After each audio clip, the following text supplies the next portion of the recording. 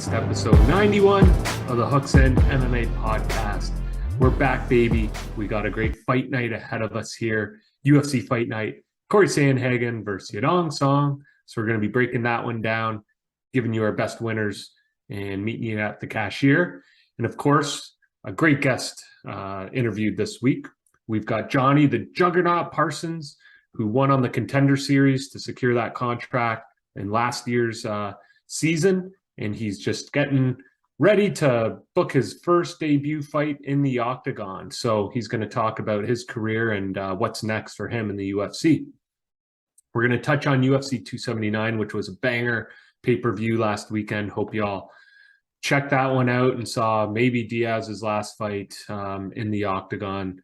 We'll break down what might be happening for him next in his career, and talk about Hamzat and all that craziness, fights getting swapped, canceling the press conference, all that jazz. So, Zone, I know you were watching the pay-per-view. What do you think of the weekend and what went down? Yeah, obviously a fantastic, card for, start to finish. A few fights stood out to me. Obviously, shout out to our boy Lioness, the White Lion, got his first UFC win. I was just mostly impressed by his cardio, and I know he took a measured approach to each round, and he fought smart, and he needed to get that first win, and maybe he can combine that with some of the power that he's shown in his previous fights. So shout out to him. Chris Barnett, obviously heavyweight, pretty crazy fight back and forth, and then finishes Collier in the second round, does his dances, shouts out to the people, and then he grabs some beer on the way out and chugs it, and just such a likable guy. And the guy's fought everywhere, and he finally landed in the UFC, and he's got two unreal finishes. So kudos to that guy. The other guy I wanted to mention was Jailton Almeida. Now he's 17 wins, 17 finishes. This guy's murdering people, and he's going to challenge for a belt in the next 2 years, in my opinion. The guy is an absolute phenom. And then obviously, you got your main card fights. Khamzat, what can you say? Might fight at 185 next, just based on that weight cut issue.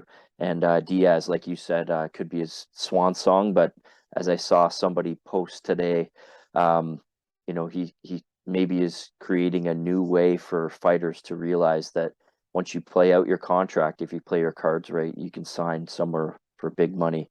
And we'll see what he does. And what do you think, Kronz? What do you think? Now we're on the topic of Diaz. What do you think he does next? Yeah, we were talking in the group chat about bare knuckle fighting. That seems interesting. If you could get a big money Mike Perry type fight there.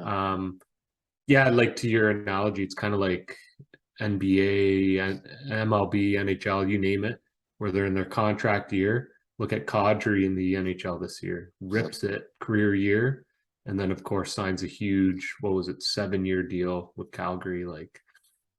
So same sort of thing. This probably motivated him, and he knew his spotlight was on him to rise his stock. And yeah, if it's not bare knuckle, maybe I could see him doing some sort of kind of boxing like we're seeing here with the Spider and Jake Paul. And yeah, who knows? Maybe he's fighting a YouTuber, maybe he's fighting a celebrity or an ex-NFLer. Like, we're seeing all sorts of stuff in boxing these days, so I wouldn't rule that one out. And then maybe finally, just like a dark horse pick, maybe he just tries his hand at PFL, thinks that he probably gets like a little backroom bonus for showing up, and then there's $1 million he could also win. Plus, you're talking about endorsements, social media, all that stuff that comes along with it. I think that could be like a long shot prediction. If you were a betting man, which I know you are, what would you put your money on for him? Yeah, the first couple for sure. Bare knuckle against Perry, it makes quite a bit of sense. Ben Perry looked really, really good against Page, and that's a banger fight. That would be my first pick. My second pick would be fighting boxing. I still would love to see someday the Pauls versus the Diazes. That would be, if Paul ends up beating Silva or something, they could set up both brothers against each other. I think that would be must see TV and generate a ton of hype. And then Agree. the last thing, sorry, is PFL. I could see him maybe doing it if they gave him like a lot up front. Like if Yeah, it's like we'll pay for your services, like 10 million, play in this season or fight in this season. guaranteed money plus. Yeah, plus. So yeah, interesting to see. But yeah, he's created kind of a new way of looking at what could you do, right? If your stock goes that high. You know what? How cool would it be to see him fight Venom Page and then winner fights Perry? Because I actually think Page deserves the rematch. Like it It was a was close. and Yeah. like obviously people want to see it. I'm sure it's creating some sort of rivalry that you could run it back a third time if Page wins, which wins Yes, a Page would be wild too. well, that's what I mean. So you do Yep. that, and then the winner faces Perry, and then Yeah, you could sign me up for that. you know what I mean? Because they're all, and I just like that matchup with Yeah, so do I.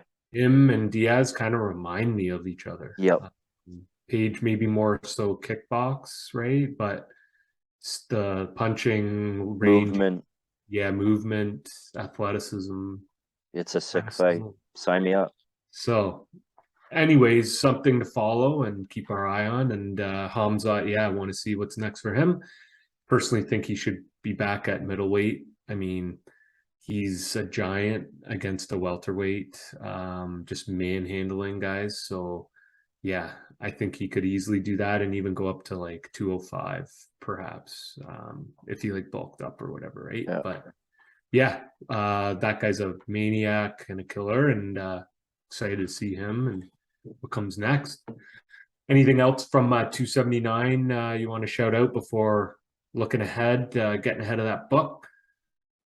No, I think we're good on that. I will say Irene Aldana looks fantastic, and she should get the next title shot, in my opinion.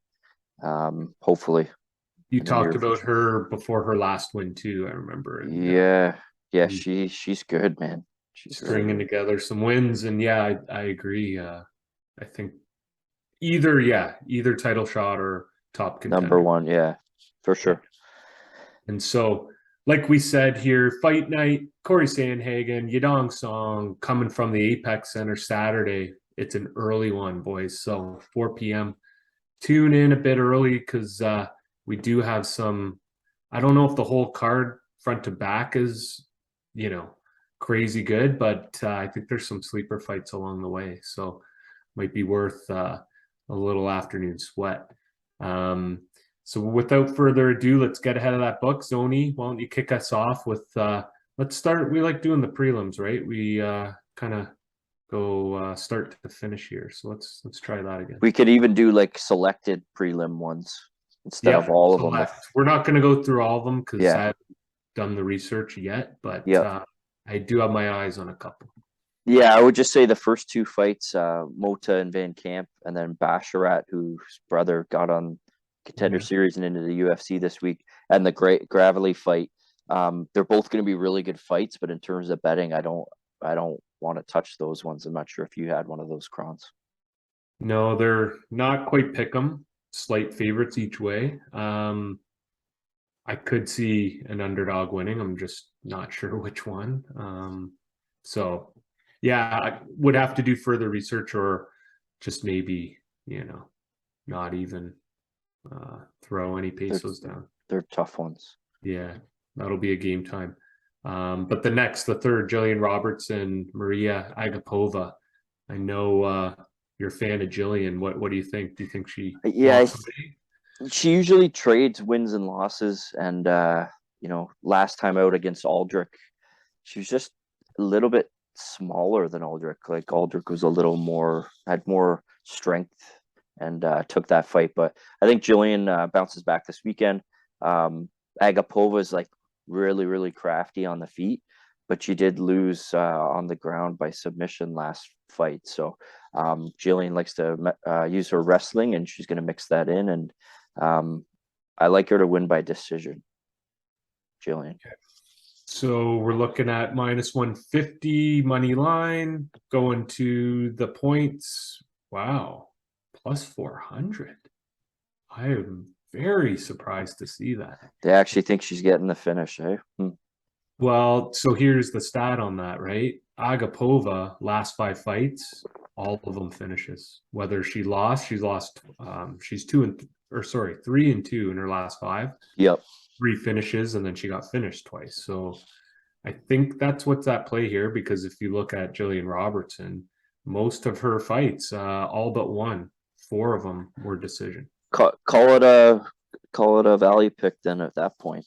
So for implied odds of 20% chance, you're getting that 5-1. I don't think it's a 1 in 5. I think this is more of a 1 in 3, 1 in 4, maybe, which is only 3-1. I like that value a lot. That surprised me, man. Like, I actually had to double, triple look at that because I'm like, yep. Usually, it's for finish in these weight classes. So, anyways, that could be one. Maybe go standalone or just throw the money line into a parlay, right? And get those multipliers going.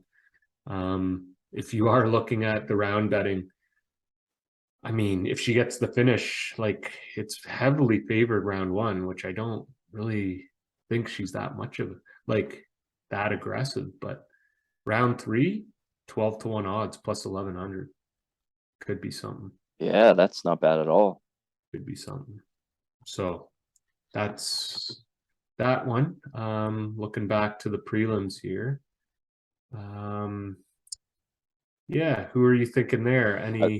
I was thinking like for a parlay piece, I really like Aspen Ladd and Sarah McMahon to go the distance. Okay. It's only minus 225, but to throw them with a parlay. They're both so strong. They're both really good technically and physically. Like it's going to be a 3-round solid fight in my opinion. Isn't it strange that total rounds over is the same odds, like 2.5? It's the same as to go to the distance. Yeah, minus 225. Why wouldn't you take that? I've never seen that before. It basically saves you from getting rivered if it's the last 2.5 minutes of the Yeah, fight. you get a free 2.5 minutes. Three, 2.5. So So that's one, guys. Jump on that. Jump on it. You're gonna see that maybe once every year. Yeah. So, okay, that's good to know. Really good. Wow. Yeah. Holy shit. It's always worth, right? Because, like, to me, I always check that, because if it's like a small difference, I'll take the over 2.5 just for insurance or whatever. For sure. But if there's a meaningful thing, it's just like, no, I'll just go and get the juice on the delta, right? So yeah, it's a little value play there. Oh yeah. I like Kosi coming back here after 2 years. Trevin Giles, his last 2 fights, he's gotten absolutely obliterated. Yeah. And that chin, and he even said it this week, I'm going to touch that chin and I'm going to finish it.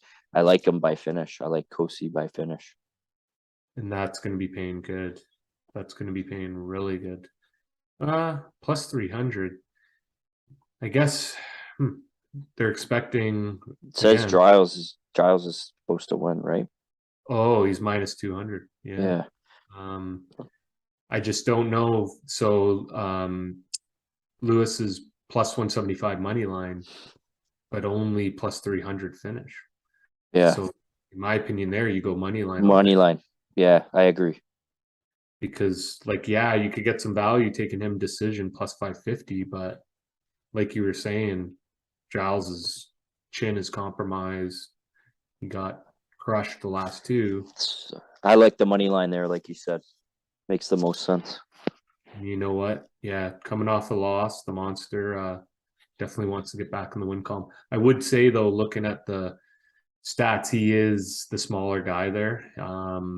6 foot for Giles, it says, and 3-inch reach advantage. So that's one thing. Yeah. He's got to be careful. Maybe just get inside, get the takedown or submission, whatever, right? So nice. I like that. Good little dog play.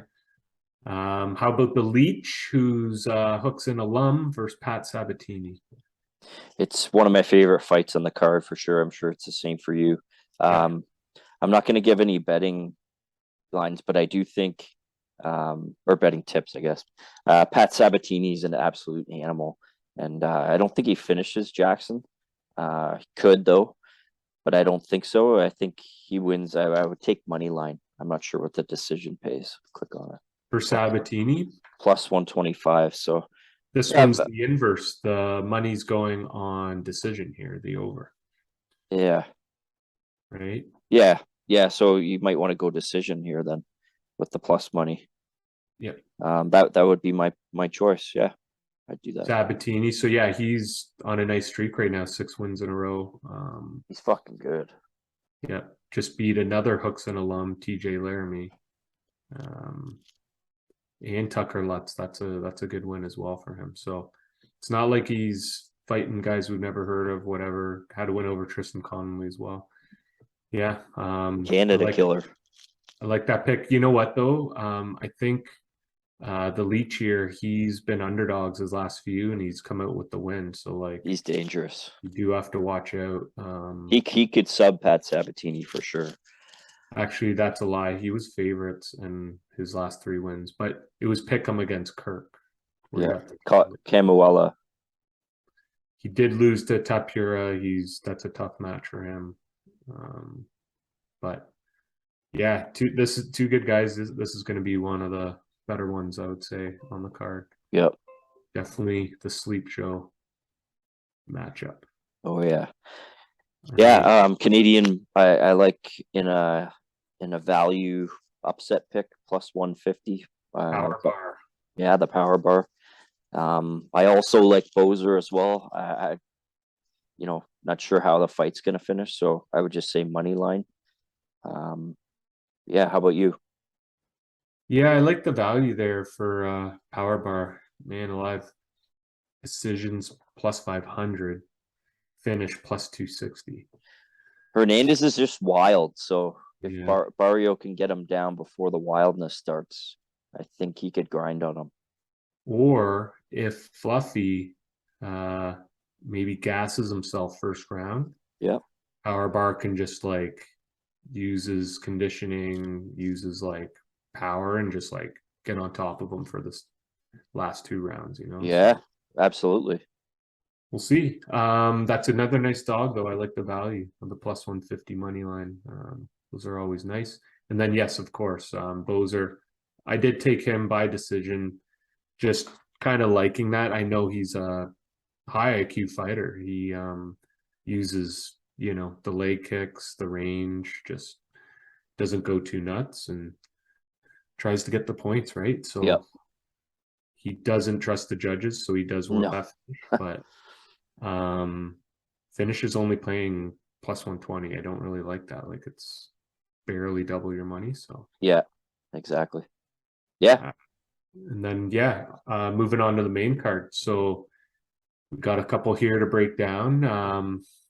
I don't know where you want to begin. I got to begin with B. Joe Pfeiffer. Obviously, became a hit on TV and social media after he was the only guy to get the contract all night because everybody else stunk.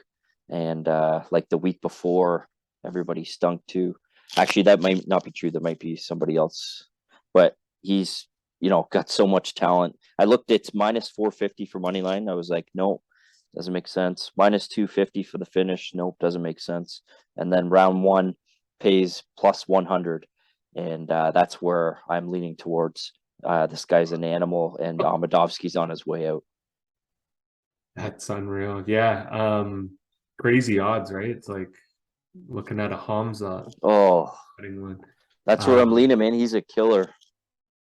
You know what? I do remember him. He like broke his arm or whatever against Stolfus in the Contender Series the first time. Yes. Yeah. He got it was just one of those like slams, like weird, like he landed on him and his like shoulder just like broke. You're 100% right. And after that, yeah, he just came back with 2 crazy knockouts. So he's good. Yeah, it's 2 guys trending in the opposite directions, like you said. And yep. Sorry to Demo in the North Macedonia. Looks like Body Bags might be zipping up another one this weekend. Can't wait. I'm gonna call that my lock of the week. Lock of the week, first round too, the round bet? Plus 100 first round. Okay, I like it. because you know why? We're getting into the touchy-feely zone versus Senor Perfecto. What a matchup. Yeah. It's going to So be a we good got, fight. It's going to be a good fight. yeah, I like this. Two featherweights. We've got Senor Perfecto coming on a 2-win streak, whereas Touchy is in the other direction. He's, I guess, 0-2 in his last three. The one was just a no contest eye poke. So Yeah. definitely needs a win, right? His last win comes against Charles Jourdain, which was a really close split decision fight 2 years ago now. Wow. Time goes. But this guy's fighting good guys. Sodiq Yusuff, the guy before, Bryce Mitchell, and then Joe Anderson Brito, who's on a bit of a tear right now. Whereas if you look at the other side, Billy Boy, he beat Joe Anderson Brito and Herbert Burns last time out. So it'll be a really Can close fight. Like can this you is a check? pick 'em Can you pick 'em can you up. check the reach, Crons? Oh yeah, reach is Yep. 74, 73.5. So it's virtually Identical. identical. And then same as height, right? 5'11", 6 foot. So they're an inch apart. I can't pick this fight. I like Feely, but LGO's fucking dangerous too. So I don't got anything to say. To me, this could be fight of the night because I know these guys like to throw and just go And crazy. I think that's a good call to put money on. Can you do that on a Well, site? I think this fight they will be fight of the. fight to not go the distance, right? Like just go under, boy. Mm-hmm. So an under 1.5 rounds is paying plus 275. So that's almost 4-1 odds. Yep, that's not bad at all. It's not bad. Over 2.5 rounds is plus 175. And then to go the distance, plus 162. So that 13 cents difference we were talking about the other Yep, one, there was no difference. exactly. So that's what you're buying, right? 2.5 minutes is 13 cents on your dollar. And speaking of 2.5 minutes, that's what we got left here. Here we go. Main card or main events. Well, we got two. Jonny and Rodriguez, and then Sandhagen Song. That's Yeah. that's probably the biggest Yeah. bangers of the card. Like Yeah. this co-main event's gonna be fire. These guys are fucking animals. Yeah. I don't know which way I'm leaning. I'm back and forth all week, so I don't have any suggestions either. But these guys are fucking killers. Yeah. I like GD there. I think he's pretty nuts. I can see that. I can see that.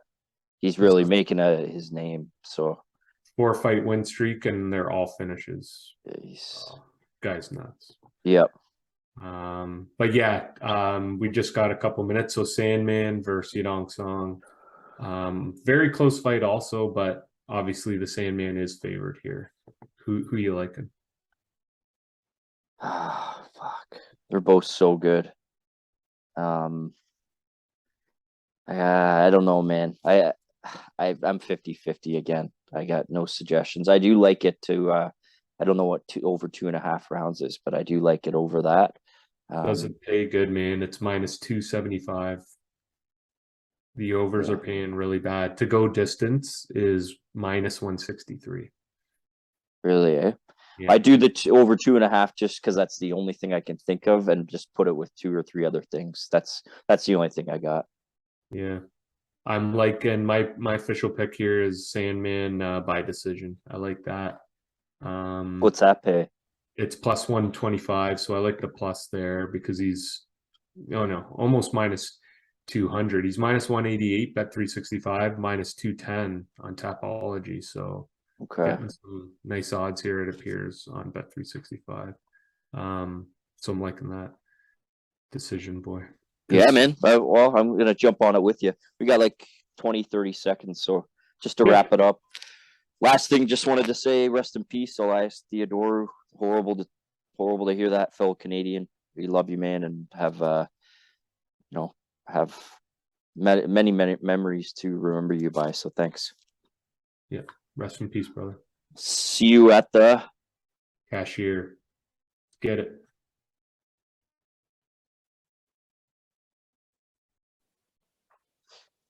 Next up on the Hooks In MMA podcast, we're lucky to have on 8-2 welterweight he cashed his ticket to the UFC officially over Solomon Renfro in the Contender Series last year.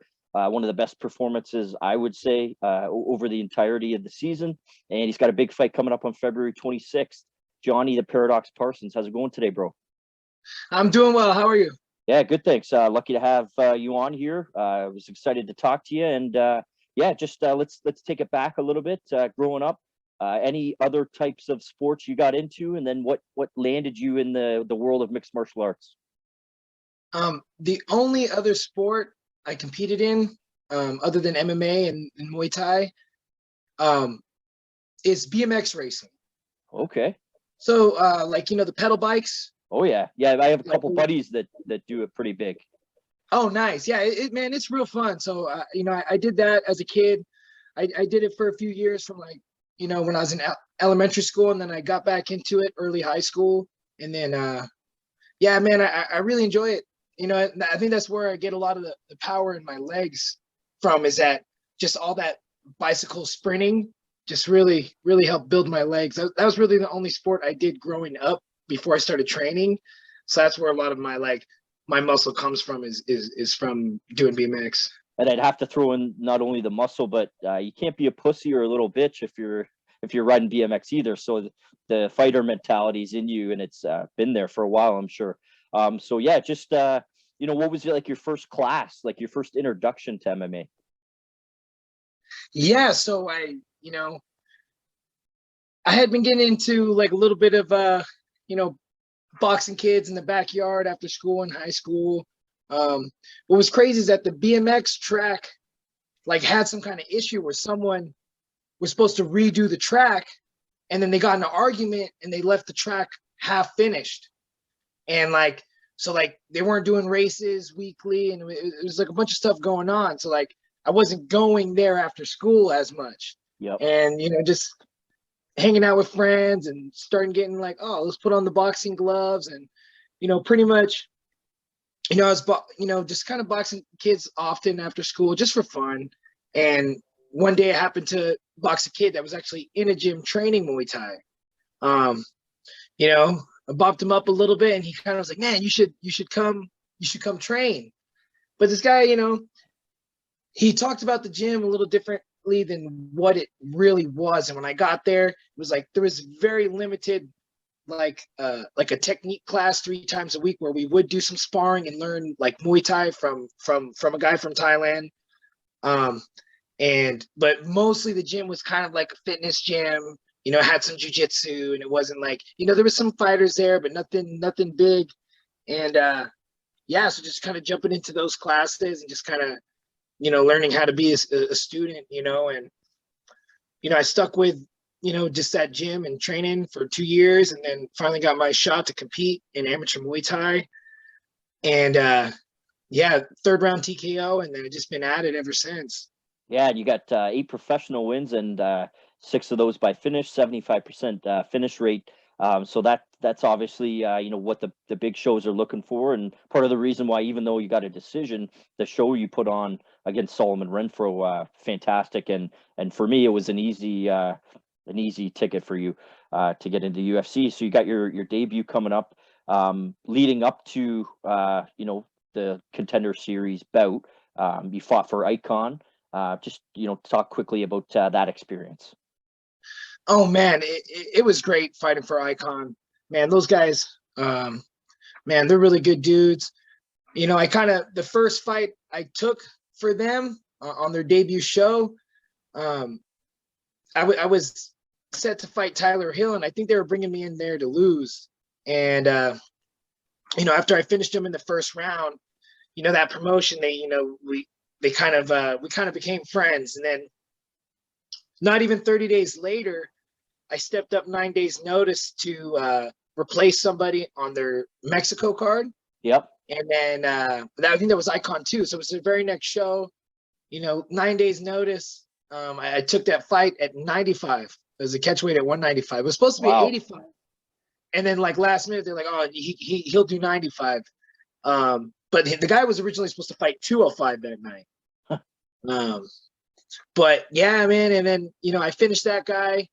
And then, man, from there, the Icon guys just, they loved me. And I had trouble early in that year getting some fights lined up.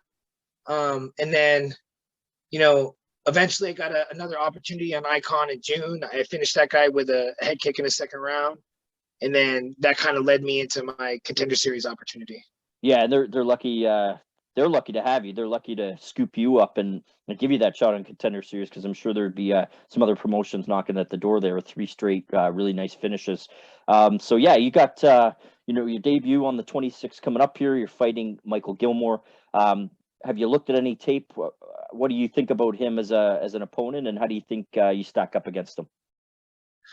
I think he looks strong. He looks tough, but so is everybody else on the roster. We're all strong. We're all tough. From what I've seen from him, what I get from him, he's just like a general MMA guy. No offense to him or anything, but it's just like his style is very, generic. He throws some punches, in his other fights, he's shooting takedowns and stuff like that. But I never underestimate anybody, but I just think he's tough and strong. I'm tough and strong, but man, I'm just gonna be way more faster, more technical, and I'm just gonna want it more.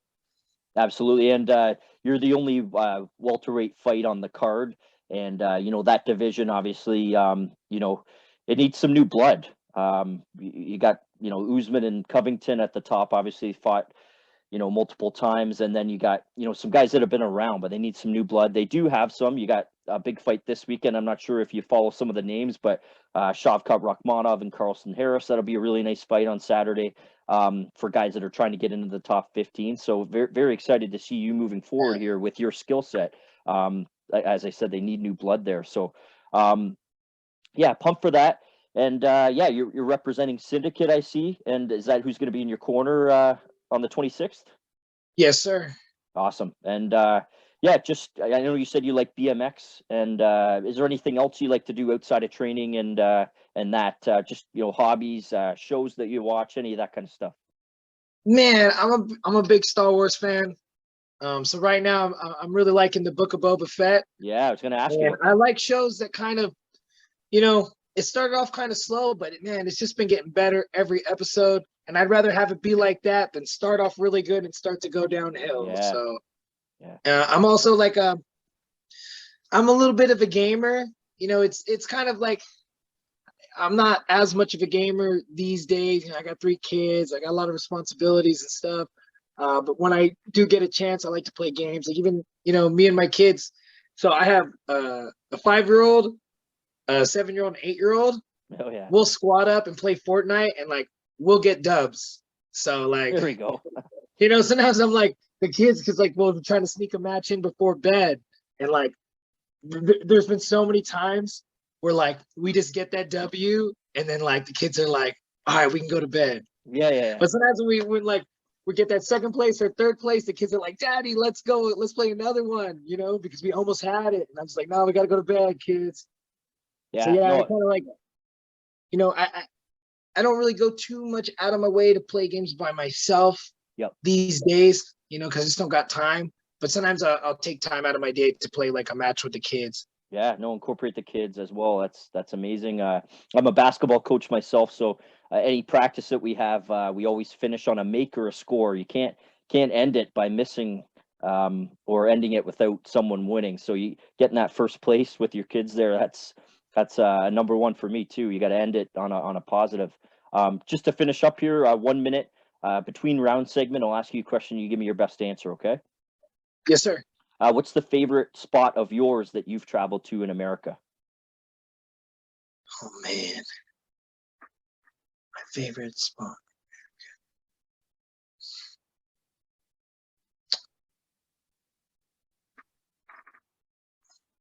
Man, it's tough. I haven't been around too much, but I would, man, it's been a while since I've been out there, but I really like my dad's hometown of Gloucester, Massachusetts.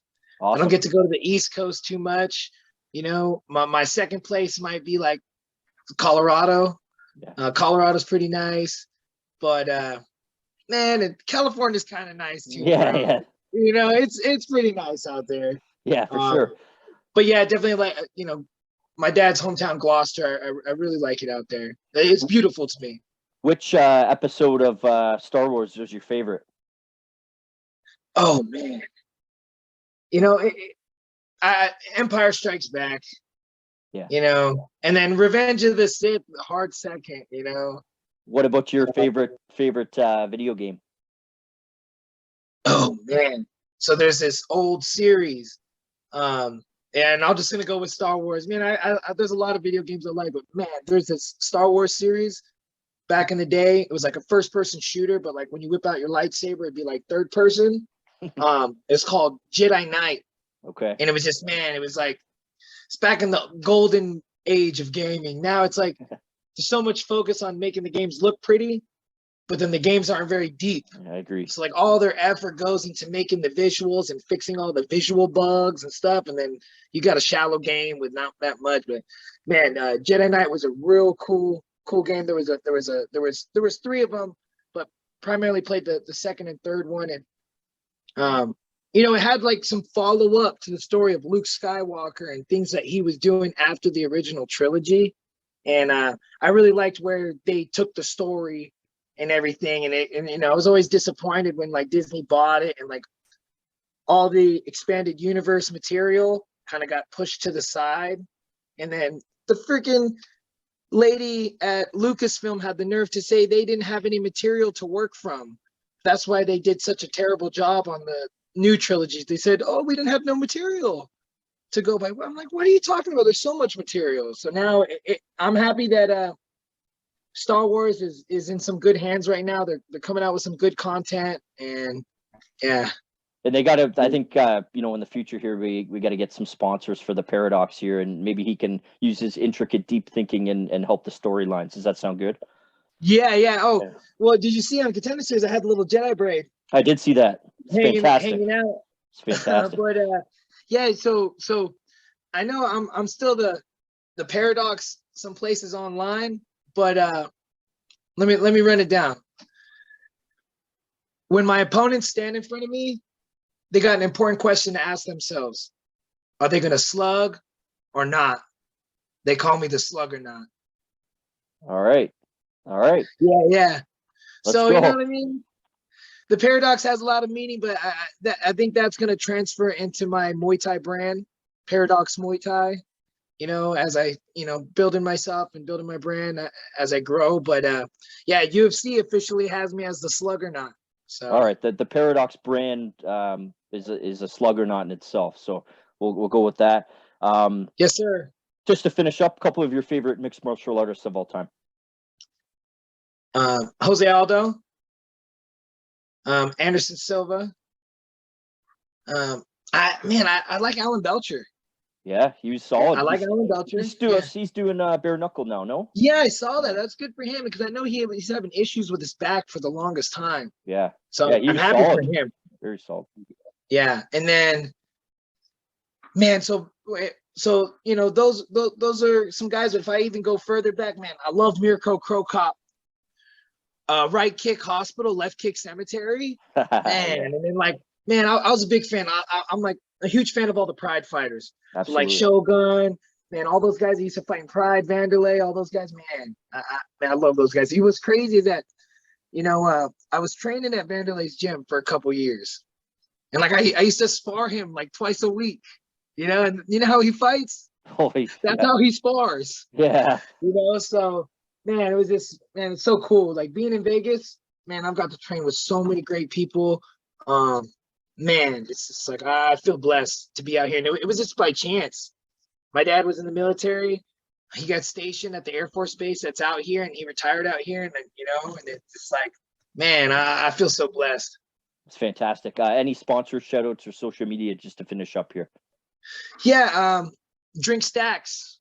I've been ever since I've been using this product, one a day is good enough. What's up with an energy drink if you drink one and you need another? Yeah.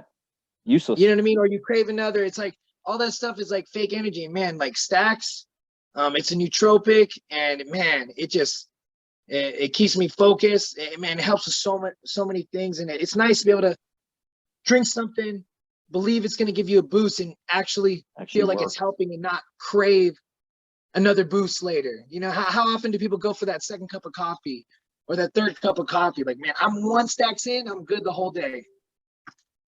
Absolutely. Yeah, so very excited. So February 26th, it's the Beneil Dariush Islam Makhachev card. The only welterweight fight on this card. You got to make sure to tune in, and we're really excited to have you on. Thank you so much for your time. Good luck, sir. Jonny, the Sluggernaut Parsons. This is Hooks in MMA. Thanks so much, bro. Thank you.